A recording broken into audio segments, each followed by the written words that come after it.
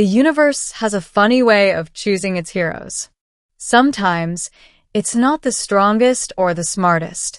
It's the one who acts when others freeze. I was just a cargo pilot, transporting supplies between colonies on the fringes of human space, when I found her. Her ship was massive, far beyond human engineering, but crippled and burning in the void between the Luton and Proxima systems. Sensors showed massive hull breaches and life signs barely detectable. I didn't know who or what I was about to rescue, only that something or someone needed me. The rescue. The vacuum was merciless as I maneuvered my ship closer. The alien vessel's hull was fractured, sparks arcing from exposed circuits. I docked and suited up, ignoring the radiation warnings blaring in my cabin. Inside, the corridors were a kaleidoscope of bioluminescent veins, pulsing like living arteries. I followed the faint life signals and found her in the command center, an alien woman unlike anything I'd ever seen. She was immense, taller than any human, with 4 elongated limbs that ended in delicate, almost crystalline digits. Her skin shimmered like polished obsidian, streaked with veins of liquid gold.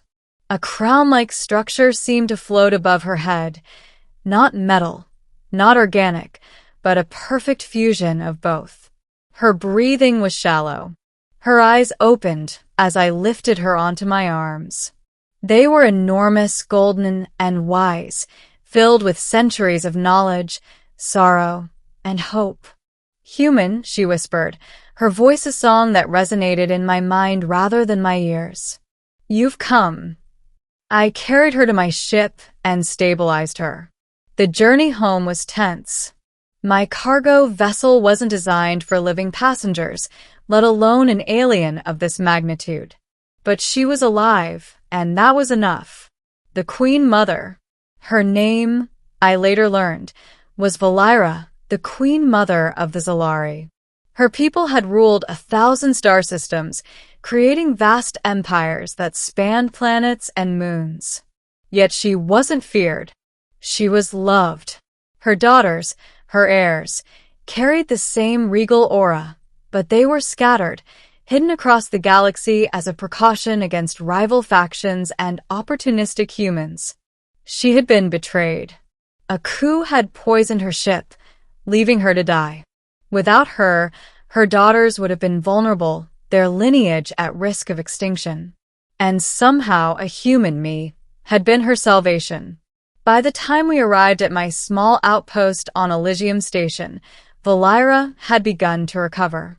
She looked at me, her eyes wide with a strange mixture of gratitude and curiosity. "You saved me," she said, more like a statement than a question. "Few would dare. Fewer still would succeed." I shrugged. "I don't know about few, but I know about surviving." A faint smile crept across her alien lips. "Survival is admirable, but compassion even rarer." The daughters. Over the next few weeks, Valira explained the weight of her situation. Her daughters were scattered across various human and alien settlements, hidden in disguise, protected by loyalists who feared retribution. With her weakened state, she could not retrieve them herself. She needed someone she trusted, someone who had already risked their life for her, to act. "You," she said, "have my trust. You will find my daughters and bring them to me, or to safety if I cannot intervene." I agreed, though it felt surreal. Humans were not kings or queens. We were small players in the galaxy, prone to mistakes and wars over petty resources. And yet, here I was, entrusted with the survival of a royal alien bloodline. The first daughter was on Karath, a mining colony disguised as a refugee settlement. I found her working alongside humans, unaware of her heritage. Her hair shimmered silver in the neon light, her eyes the same gold as her mother's. "You're human?" she whispered when I revealed the truth. "Yes," I said. "And I've come for you." The reunion was tense at first. She had grown used to being invisible, unrecognized, even afraid. But the bond was undeniable. I had a sense of purpose I had never experienced before, protecting someone not because of orders, but because it was right. The second daughter was in orbit around Vespera Prime, serving as a navigator aboard a smuggler ship. Convincing her to leave wasn't easy. She distrusted humans, particularly one who claimed to act on behalf of a mother she barely remembered. But when I spoke of her mother's trust and of the lives depending on her, she agreed.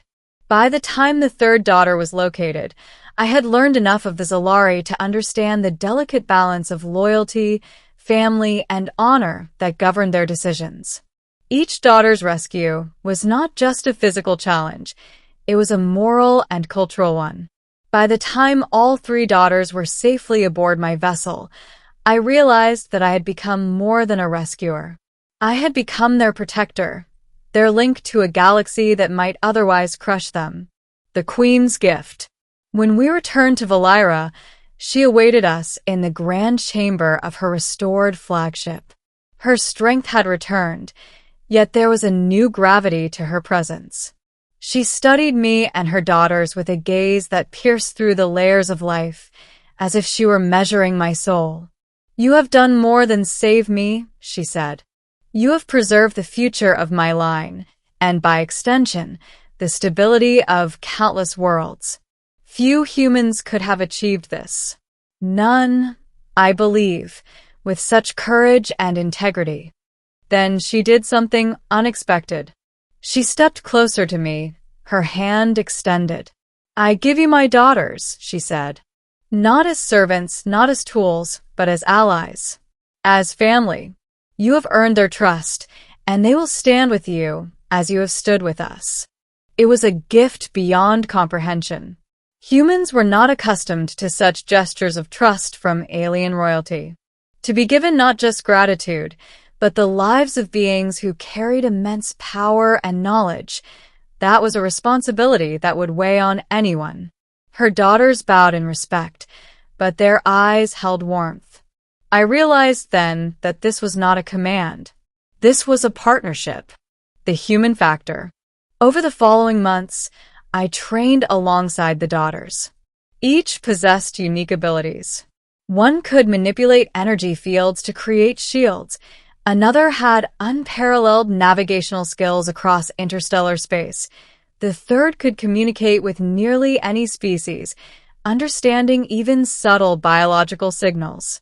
Together, we formed a small but formidable team, blending human ingenuity with Xelari gifts. We intercepted pirate fleets, mediated disputes between colonies, and prevented potential conflicts before they escalated. Word spread across the systems that a human and his alien allies were protecting the weak and upholding justice, a human-led coalition that many began to call the Guardians of Valira. Valira watched with pride, but never interference. Her trust in me had reshaped what I thought was possible for humanity. In a galaxy dominated by greed, deception, and fear, humans could rise not just as conquerors, but as partners, as protectors. The ending. The final test came when a coalition of warlords sought to exploit Valira's daughters, aiming to destabilize her lineage and claim power over multiple systems. Our team intercepted them near the Nebula of Seraphis, where gas clouds blotted sensors and ships moved like ghosts. The battle was fierce. I coordinated human pilots, while the daughters wielded their alien abilities with precision and elegance. By combining strategy, technology, and innate power, we overcame the fleet.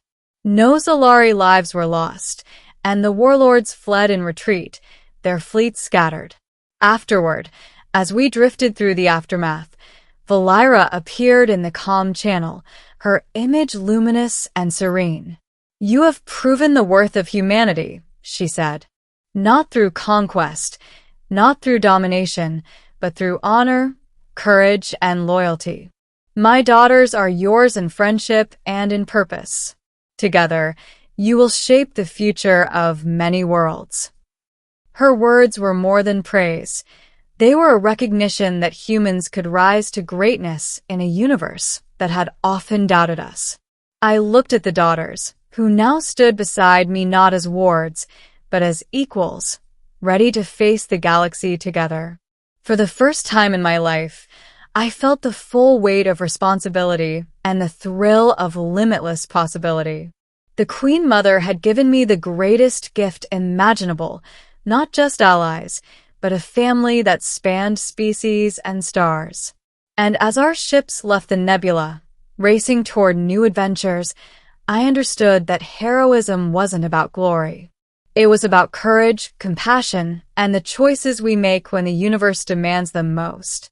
Humanity had been given a chance to shine, and for once, we were ready.